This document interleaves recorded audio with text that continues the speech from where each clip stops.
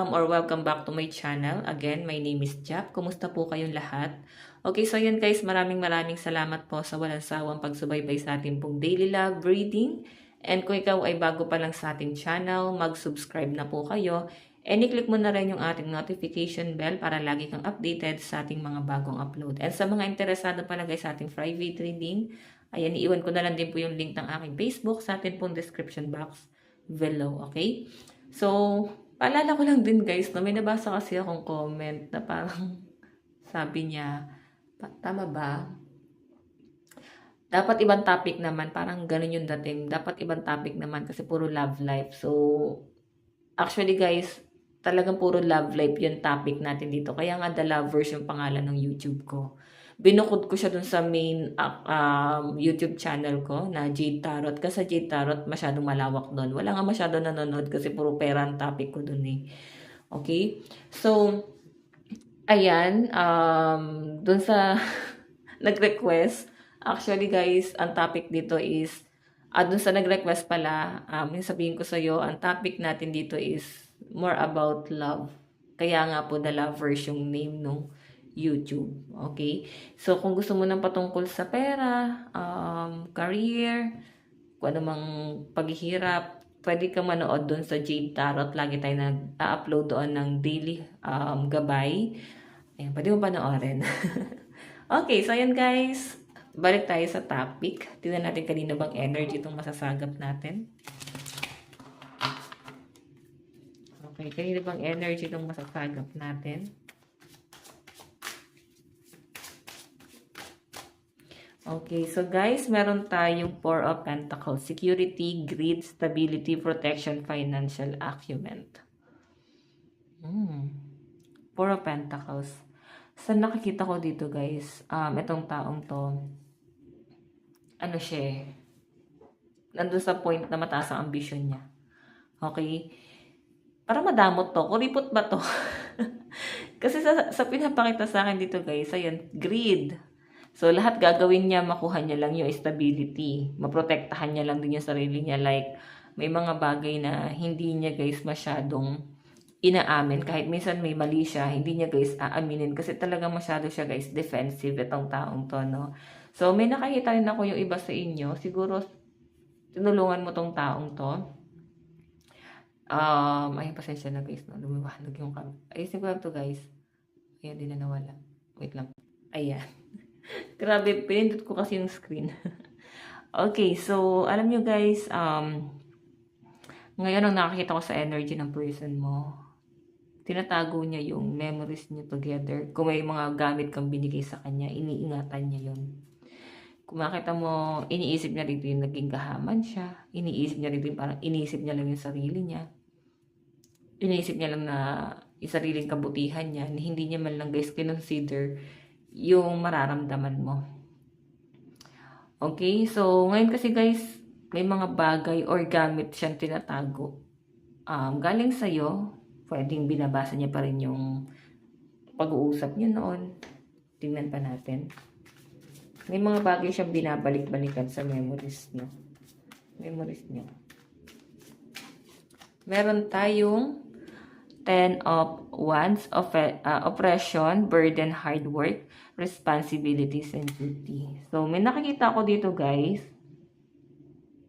Hindi mo siya masyado napapansin. Pwedeng matagal na kayong wala na itong taong to. Pwedeng single ka ngayong kinakausap ko, no? Ikaw na nanonood, pwedeng single ka. Tignan mo, nakapokus ka sa mga responsibilidad mo. Sobrang nahihirapan ka na sa mga responsibilidad mo eh. Kaya parang may iba dito na siguro pinagdarasal mo na sana saklolohan ka ng kung sino man. Like, sa love life, kung may darating man, natutulungan ka sa financial, sasagipin ka sa sitwasyon mo ngayon. Kasi may mga nanonood dito na parang napapagod na sa responsibilidad. Kumbaga, ikaw ay parang breadwinner. May nasasagap ako dito na ang intention mo lang is tumulong hanggang sa parang naging responsibilidad mo na sila. Nasanay na sila na tumutulong ka sa kanila. Nasanay na sila na parang ikaw yung provide at hindi ka rin naman siguro nagrereklamo. So, naging kampante ang mga taong yan. So, ngayon pwedeng nakapokus ka sa family mo. Hindi ka rin naman nagrereklamo kasi talagang gusto mong makatulong sa pamilya. Okay, tingnan pa natin. Tingnan pa natin. Meron tayong Page of Swords. Naku, mukhang bigla mo rin naaalala tong taong to, no? Nang hindi mo ine-expect. Ba't bigla mo siyang naaalala? Parang ganon. So, actually guys, parang telepathy kasi yung nangyayari. Tingnan mo ha, Four of Pentacles yung energy niya. Iniisip ka niya. Iniingatan niya pa rin yung mga bagay na binigay mo. Or pwede yung memories nyo.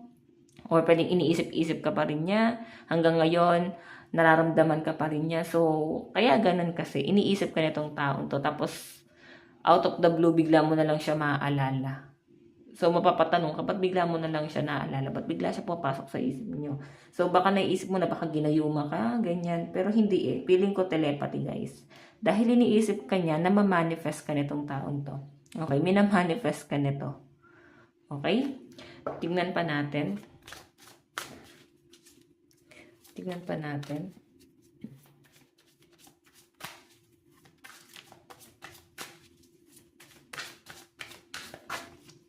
Five of Pentacles. Naku. Mas iniisip mo talaga yung finances mo, no? May struggle ka sa pera. Yan ang nakikita ko sa'yo. Wala kang tinitira sa sarili mo kasi all out ka. Then parang nahirapan ka kasi parang nag-promise kayo eh. Itong taong to na magsasama kayo sa hirap at ginhawa. Siya yung tutulong sa inyo sa panahong gipit na gipit ka. Panahong down na down ka, pwede siya naging sandalan mo eh. Ngayon kasi lumalaban ka mag-isa, kung bakit siguro guys ganito yung sitwasyon mo. Medyo frustrated yung energy mo. Like, nag-promise siya eh. Tapos ngayon, mag-isa mo na lang tinutupad yung pangarap nyo. Mag-isa mo na lang ginagawa o ginagampanan yung responsibilidad din siguro guys ng person. Pwedeng may anak kayo. Ayan, so ikaw tinataguyod mo yung sarili mo at yung pamilya mo. Nahihirapan ka pero lumalaban ka. Yung iba dito parang nakakapangutang pa. Sacrifice yung ginagawa mo, no? Grabe. Sobrang down yung energy, parang patong-patong yung problema mo. Wala man lang tumutulong sa'yo. Okay? Grabe, no? Ang bigat ng energy ng mga nasasagap natin dito. Malakas yung earth sign, no? Capricorn, Taurus, Virgo, Aries, Leo, Sagittarius, Aquarius, Gemini, Libra. Okay, tignan pa natin. Okay, isa lang.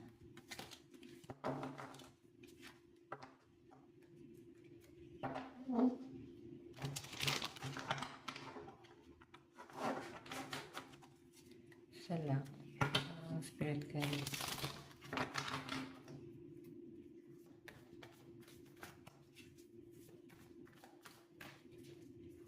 Oops, sorry guys. Nagagalaw ko yung cam. Okay, meron tayong Knight of Pentacles. Alam mo, darating sa'yo tong taong to. Babalik siya sa buhay mo, pero mabagal. Hindi siya mabilis. Pinapakita kasi sa akin dito guys, pwedeng kababata mo yan or pwedeng wala pa kayong relationship nung mga panahong nakilala mo siya. Pwedeng puppy love or naging friend mo or nagkaroon guys ng paghiwalay. Pwedeng kilala mo na tong taong to. Pwedeng nung panahong nakilala mo siya, crush ka niya and nakikita niya yung pagiging practical mo siguro.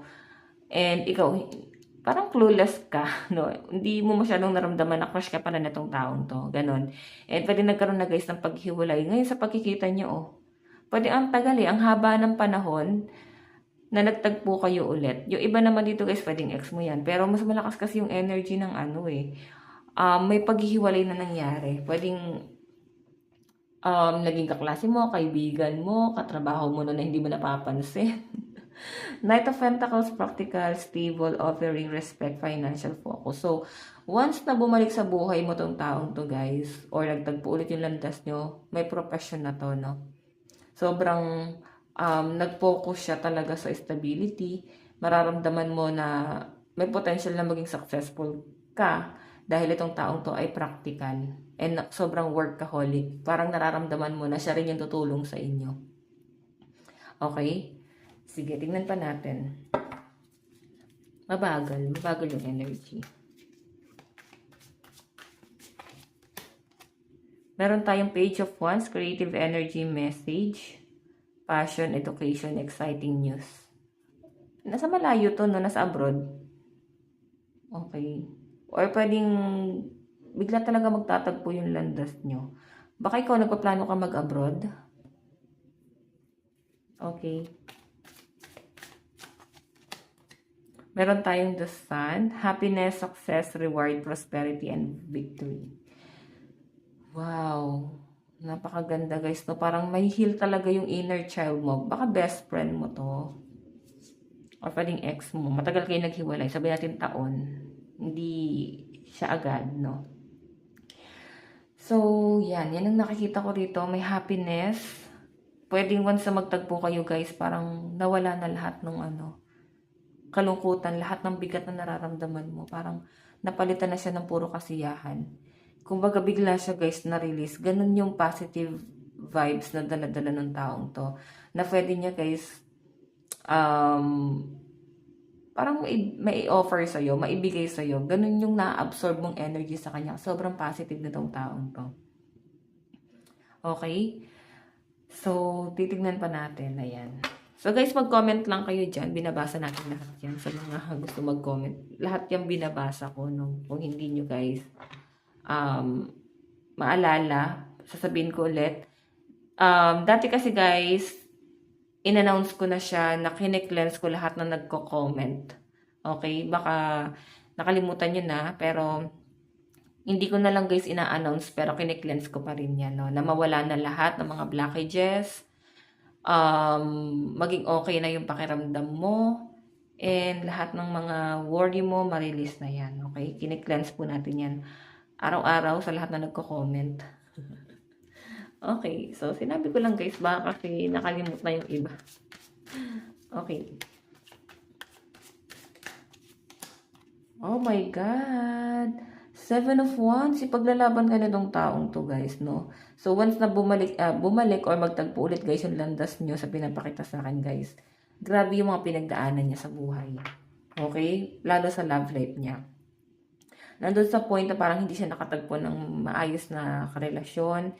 Pwedeng ikaw ganun din, kaya nga nag-focus ka sa family mo. And pwedeng grabe din yung paghihirap mo sa buhay, no? Grabe yung kahirapan na dinanas mo. So, itong taong to guys, once na ma-meet mo or magtagpo kayo ulit guys, grabe no, ipaglalaban ka nito. Okay? Happiness, pwede guys na magkakaroon ng anak may mabubuntis or nabuntis. Okay, then, pwedeng against yung family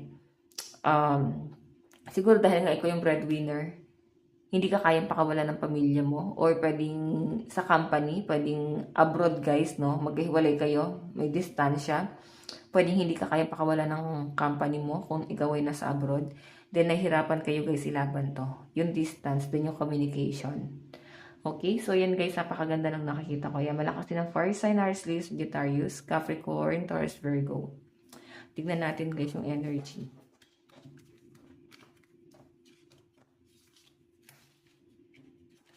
Okay.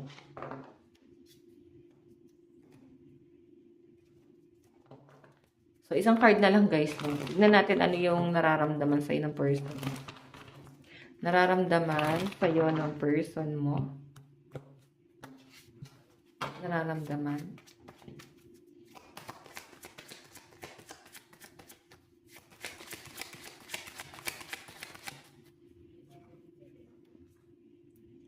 Okay, the devil and six of pentacles. Diba? Sabi ko sa inyo iniisip niya guys na parang nasa toxic ka na environment. Then, six of pentacles kasi guys, obligasyon. Pwede ikaw yung tipo ng tao na matyaga. Lahat gagawin mo para sa family mo. Ganon yung malasakit mo talaga. So, nakikita ka pa rin ng person mo na to na ganon. And gusto kanyang iligtas sa sitwasyon mo kasi parang feeling niya masyado kang naaabuso at hindi ka aware dito. Hindi mo nararamdaman na naaabuso ka, pero siya nakikita niya Okay, nakakita niya yung sitwasyon mo. Okay? So, ano yung nararamdaman sa'yo ng person? Manaawa siya sa'yo. Okay, malakas ang Pentacles, Capricorn, Taurus, Virgo. Naawa sa itong taong to. Ano naman ang tingin niya sa'yo? Okay, the Fool. Alam mo, ikaw ay masayahing tao, happy-go-lucky, mapagbiro.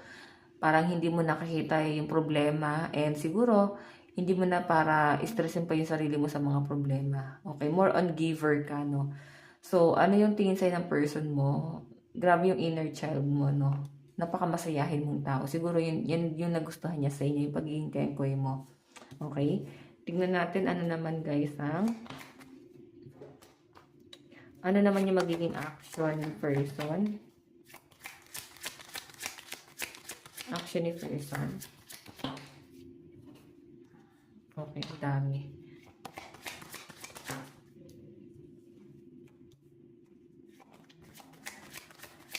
Action. Wow, grabe. Maninimbang.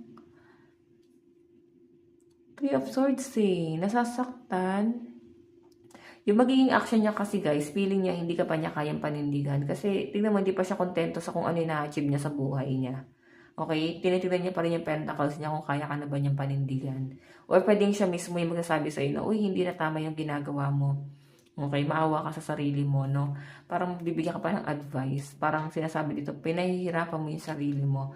Yung iba sa inyo guys, pwedeng committed na itong taong to sa iba, pero parang na-involve siya sa third party. Pwedeng hindi rin naging maganda yung relationship niya sa past. Ayan, meron tayong air sign, Aquarius, Gemini, Libra, Capricorn, Taurus, Virgo. Tignan natin, ano naman yung magiging outcome.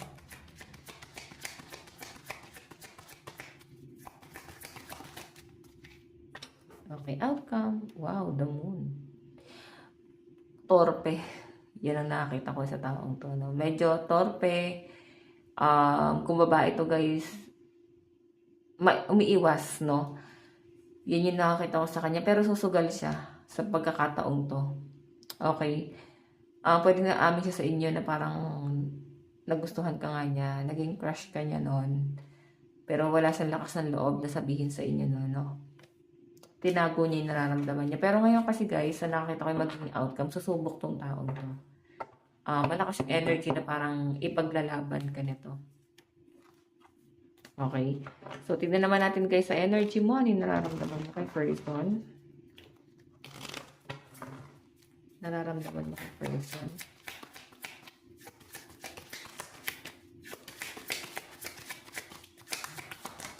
Oops. Nararamdaman mo, Queen of Swords, Eight of Pentacles. Ikaw kasi, masipag ka rin naman. Pero, iniisip mo kasi parang may asawa na ata to eh. Parang ganon. Baka meron na siyang karelasyon. Baka may asawa na siya. Masaya na kaya siya sa iba. Dilulo lang guys. Pero naisip mo eh. Kaya ka ikaw parang nagpo-focus ka sa Pentacles mo. Pwede may business ka guys, no? Okay. May mga ano dito guys, same sex, no? LGBTQ+, so any gender naman to guys, reading natin. Wala tayong pinipiling gender dito, okay? So meron tayo guys, Capricorn, Taurus, Virgo, Aquarius, Gemini, Libra sa side mo. So, alam mo, wala ka masyadong action.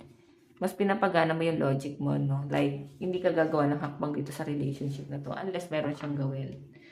Tignan natin ano naman guys, ang tingin mo kay person. Meron tayong 8 of Wands. Magulo siya. Magulo siya mag-isip. Pabago-bago siya ng desisyon.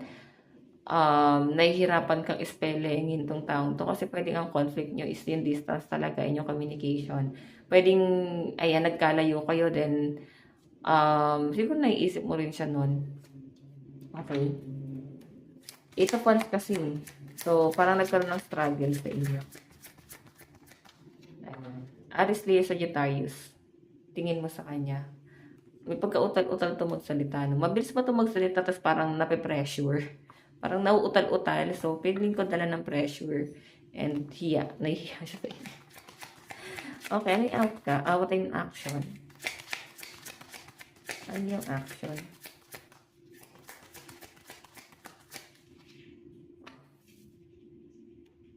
Ace of Wands.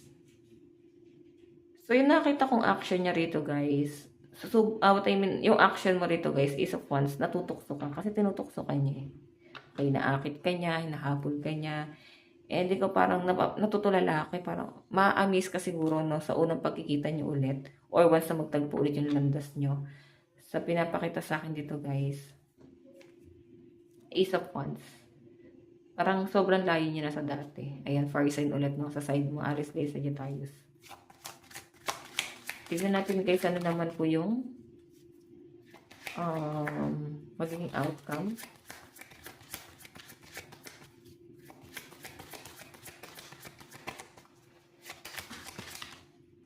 Justice. Naku, para kayong aso't pusa pala, no? Yin yang kayo na tong taong to. So, may mga opposite sign dito. Okay, search nyo na lang guys sa Google ano yung mga opposite sign. Para ramdam mo na rin na talagang para sa'yo itong reading na to. So, di kayo nagkakasundo. Pwede may alitan yung family nyo or pwedeng may nangyari. Kasi, pwede mortal enemy, no? Mortal na kaaway. Okay. Malakas ang Libra dito. Tignan natin guys, saan napatungo, may mangyayari. Okay.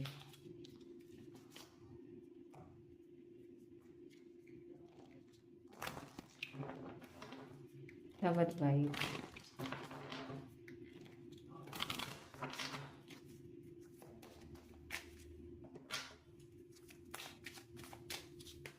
Love advice. Meron, deception. May karelasyon na to. Baka ilagay ka sa third party na to guys. Mag-ingat ka.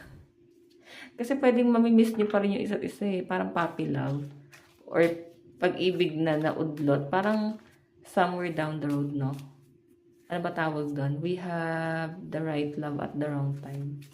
Tamang pag-ibig sa maling panahon. Okay, tukso na ko.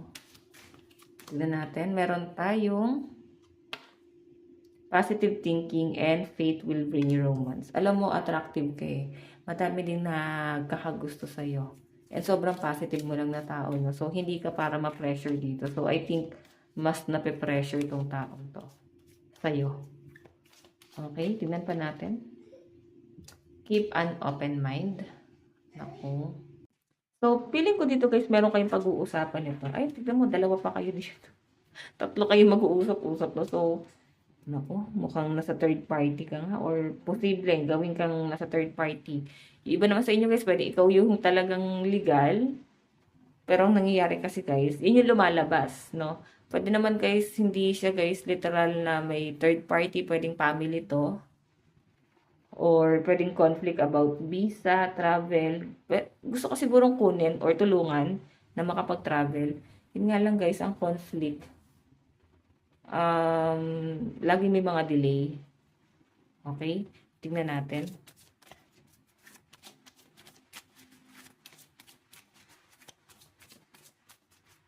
Meron tayong make the F. Naku, tingnan mo naman. Siguro ang sweet niya sa'yo nung bata pa kayo.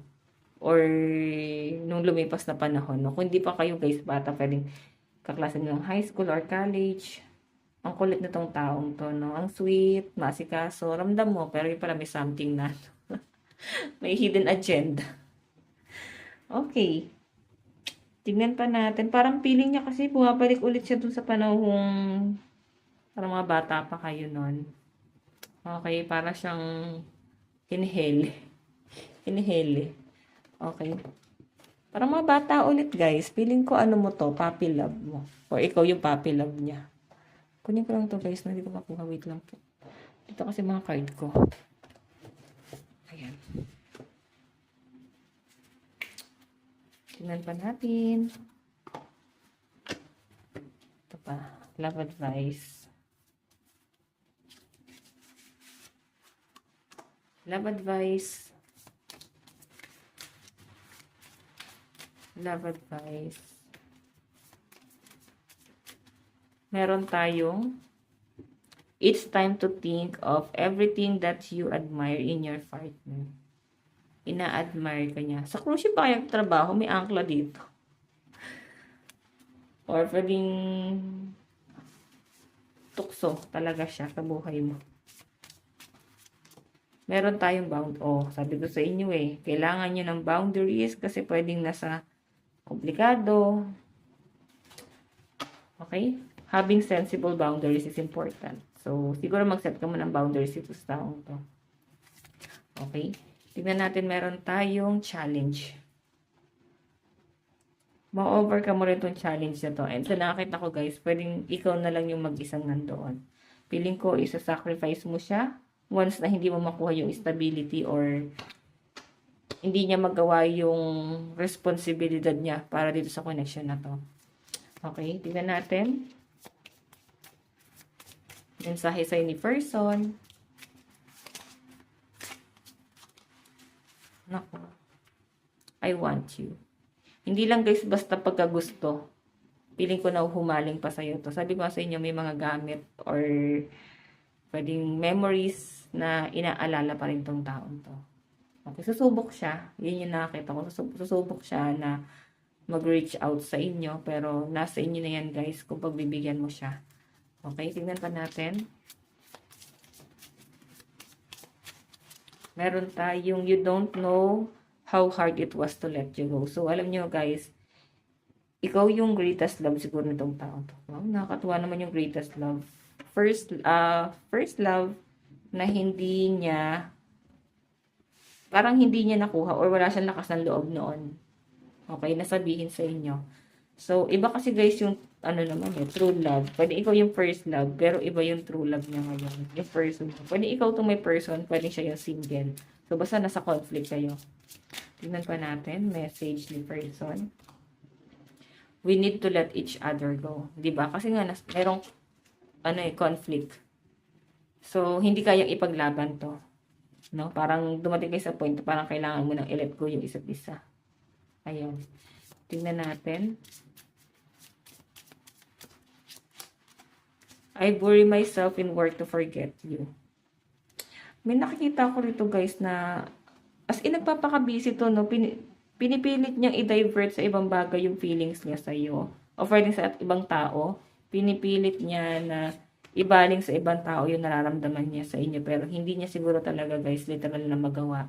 Or pwede naman guys na nagpapaka-busy siya para lang makalimutan ka. Pero hindi siguro talaga parang nangyayari. So, nahihirapan siya. Yan yung nasasagap ko dyan. Message niya sa inyo. I look for you everywhere. Diba? Hinanap ka niya. Hinanap ka nito sa social media. In-stalk ka nito. Siguro ang tagal na panahon na hinahanap ka niya. Baka iba yung name mo sa FB mo. Ayan, sa blue app patawag yan. Baka tayo. Ma-sensor yung Masabi nagpo-promote tayo ng ibang apps dito. Okay. Hinanap ka nito. And, kaya talaga guys, no, kung alam nyo may hahanap sa inyo pagdating ng araw, huwag nyo na guys palitan yung pangalan nyo, yung full name na lang. Ayan. Okay, so tignan pa natin. Message ni person sa'yo. I couldn't let you get close to me. Ano kayo nangyari, no? Hirap na hirap siyang mapalapit sa'yo, eh. Ang daming nakabakod. And I will wait for a sign from you. Ikaw lang inaantay niya, guys. Ikaw lang inaantay niya tong taong to. Last message sa ni person. Meron tayong you were the best thing in my life. Kaya hindi ka makalimutan eh. Sabi ko sa inyo guys, greatest love ka nito.